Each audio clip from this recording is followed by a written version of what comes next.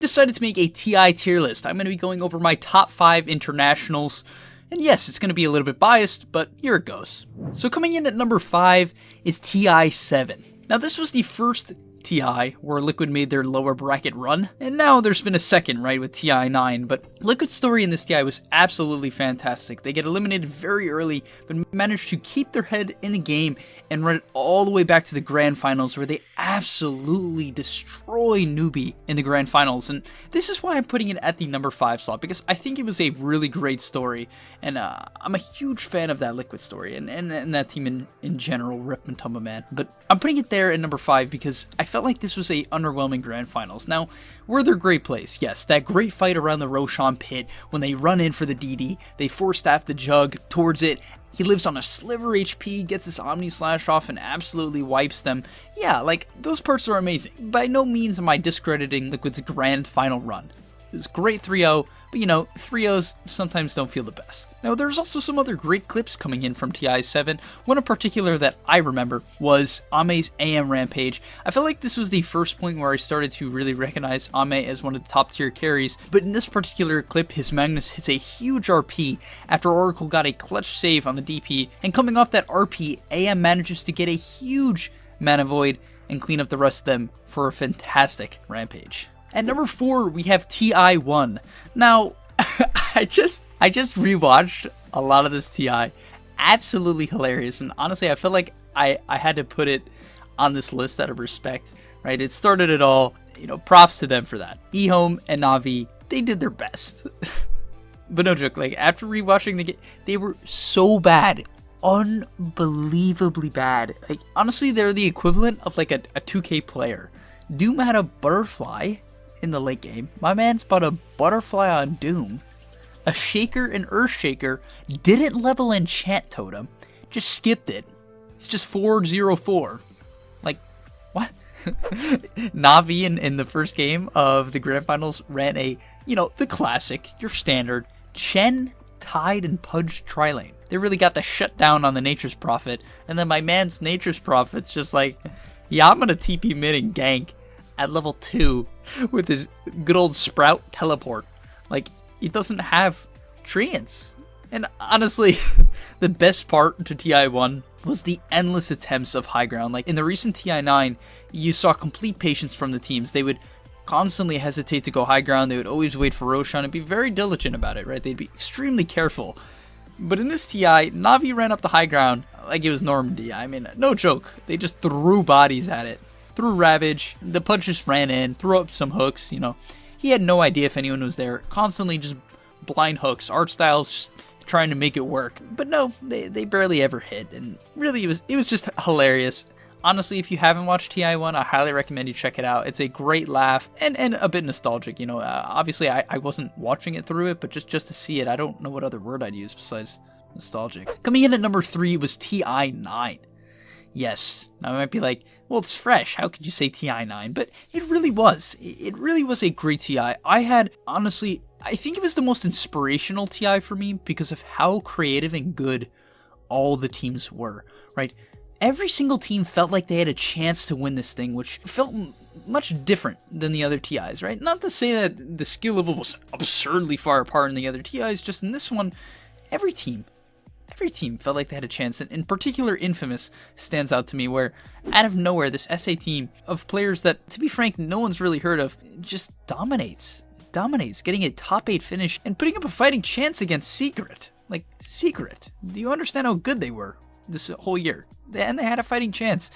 Hector was a beast, Chris Luck was a beast, and all their teammates were absolute gods. And I feel like just this team in particular makes this a top TI performance. And sorry if you don't have the same attachment to them as I do, but really, like, so fun to watch and great to see for the scene that other teams and other players who aren't known have a chance of competing. It's really a great sign. In addition, we had some of the most innovative drafts of all time, right? I guess you would expect it now that the game is developing more and more, but we had things like IO and Invoker support, IO carry Invoker support, like Ricky mid, Slark mid, like all this random stuff that you would expect to see from a TI1 draft. No hate to TI1 draft, I'm just kidding.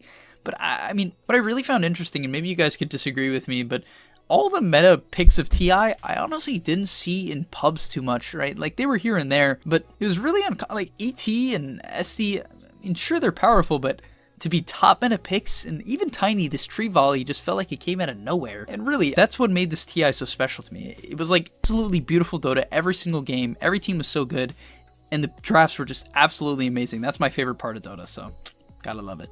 And lastly, to wrap it up, we had the Liquid comeback. I mean, in my bracket, I think I had them winning 2 games in the lower bracket, but definitely not going this far. I mean, they've proven to us before in TI7 that they could do it, but coming out of this group stage, it looked real sketch. I mean, it didn't seem like they had much of a chance, but there they went.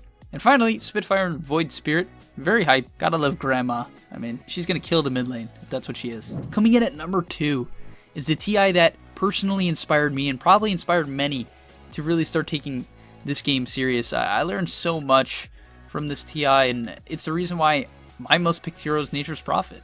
It's TI3, Alliance versus Na'Vi. I think it's one of the best. I'm going to say the second best Grand Final series. Number 1 for me is a little bit better, but it's so iconic. The $1 Million Dream Coil really will, it never gets old. It's such an amazing clip. I mean, amazing casting. And that game in general, that's maybe the number 1 game of all time for me. All these amazing clips, just great fights, and in general, Bulldog's performance throughout TI3 was something beautiful. You know, he had a small hero pool, but he really went to show that even with something like a small hero pool, you could absolutely dominate the competition. But yeah, if you haven't watched TI3 in particular, this is like the TI to watch. I'm assuming a lot of you guys probably have seen the one I've listed previously and my number 1 pick, but TI3 is one you have to watch. The best. You have to at least watch the final game of TI3. It's such a great game. And finally, you have some great plays, like the Cliff of the Alchemist for Sylar. The Coddle just pushes him up. Absolutely fantastic. You have the iconic KYXY Aegis Deny on Wind Ranger. That was pretty funny. And what was interesting about that was it just popped up like, everyone who just witnessed the deny won like some treasure. And then finally, one thing I noticed after rewatching some of the highlights was there's like guides on Coddle that say buy mech, and I never really understood why, because when I was learning Coddle at the time, everyone was buying Ags, but every guide suggested mech. I'm like, where's this mech coming from? And I just figured out it came from here. All the Coddles buy mech. Yuck. And finally, at number 1, the best TI of all time is TI8. Now, it's a little bit biased for me, I'm not going to lie, before I hop into it. This is the only one I've been to. It was the best experience of my life, like up there for sure, top 3. And it was the OG versus LGD finals. I mean, I'm sure you guys all already knew that, but this one in particular, the upper bracket games between OG and LGD already were beyond amazing. The most hype games I've ever seen. And then the grand finals was something else. This grand finals was the best grand finals. It felt like a long shot. I mean, every single game was a nail biter. Some of the best plays of all time. Right, we had Anna absolutely popping off every single game as his PL, as Spectre, putting on a complete show, drawing out the games, and the final game of that TI, I just didn't get it. They opened with this Nature's Prophet Rubik, and I'm just talking to my friend like, what is this? Like, we hadn't seen these heroes much at all. I mean, teams were banning No Tails Prophet, and that was a big reason why we didn't see it, but Prophet Rubik as a support duo was just not that popular. You were seeing a lot more Shakers and Earth Spirits at the time, or like Vengeful, and all of a sudden, they just open with this in the biggest games of their lives. I thought to myself, no chance they win. Then they go with Magnus and Ember and Zeus. I'm like, where is their physical damage? And my mind was just blown. I'm like, no chance they win. They start going down. I think they got up to around like 7k, 8k net worth behind, and they just bring it back with some of the best team play of all time. I mean, I don't know how you keep your composure when you make this unbelievable underdog run and then are playing one of the best teams in the world behind, and they just make amazing plays. They catch out Ami on the Terrorblade, kill him, and it dodges Echo Slams, and they take the throne. That game is forever going to be in my heart. Like, really, and if you haven't seen that for whatever reason, please watch it. Please.